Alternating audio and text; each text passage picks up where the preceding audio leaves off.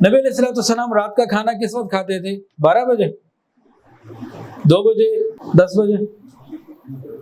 ہاں جزاک اللہ، مغرب کی نماز کے بعد آپ کھانا رات کا کھا لیتے تھے۔ اب جو شخص مغرب کے بعد کھا لے گا اور عشاء کے بعد عشاء کی جب نماز آئے گی 17 رکعتیں وہ پڑھے گا، اور اس کے بعد جب وہ سوئے گا تو پھر اس کا نظام انہضام ڈائجسٹک سسٹم تو متاثر نہیں ہوگا، تو ٹھیک رہے گا، وہ تو موٹا نہیں ہوگا۔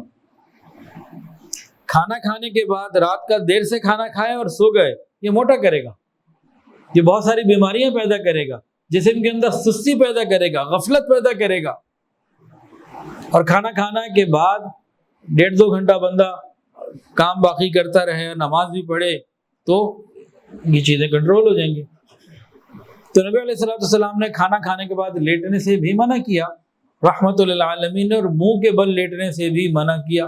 کھانا کھانے کے بعد جو الٹا لیٹ جاتا ہے نا، تو اس کے معدے کے اندر بڑی خرابیاں پیدا ہو جاتی ہیں۔